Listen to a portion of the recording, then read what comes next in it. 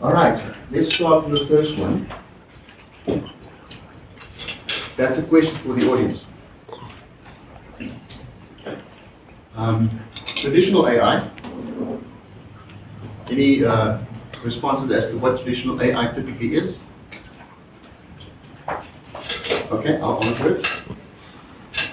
Traditional AI has basically been about using information to make decisions, make predictions.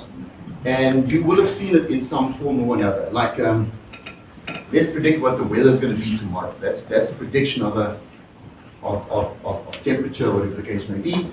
Or let's make a decision with regards to whether this image that we see is a dog or not a dog. That's what we call classification.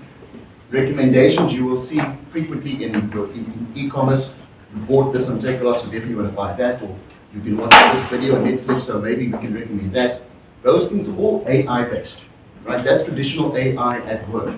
It makes decisions. It makes predictions, whether it's classification prediction or numerical prediction. That is traditional AI, which you will have seen quite often.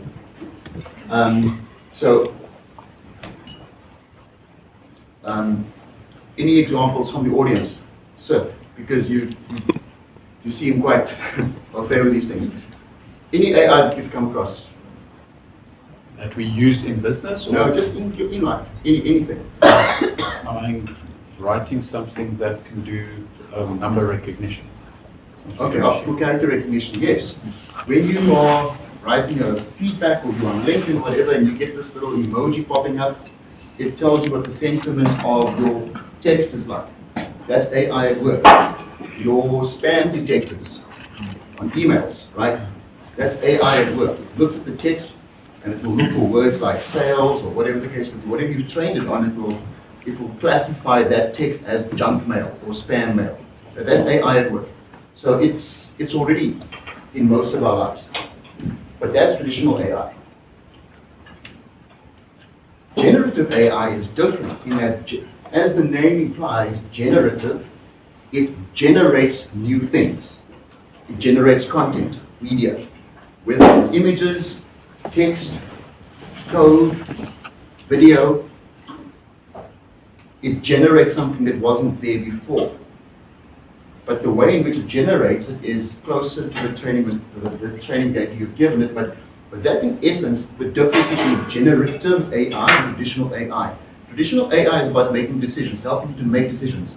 Generative AI helps you to create new things, new content, new data. That's the essential difference.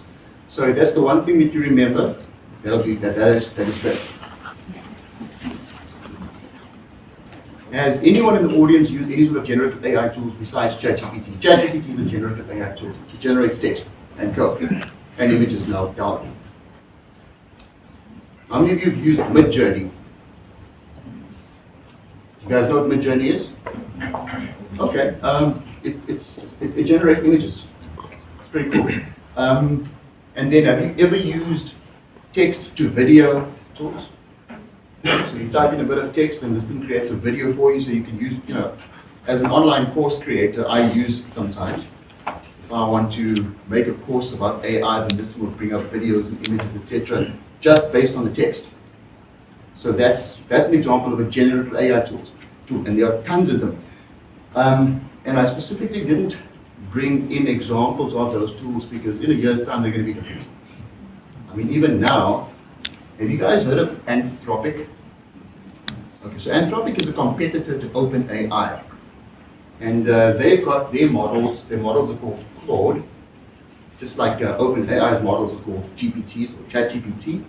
And Anthropic has already made claims just this week that their Claude models are outperforming ChatGPT. Those are the claims. I don't know if they are true, but things can change very quickly. ChatGPT is what we all became exposed to, but we have no guarantee that it is going to be the leader in this field in a year's time. So my thinking was, I don't want to get into specific tools. Let's talk about the foundations, so that this talk will be useful for you in a year's time as well.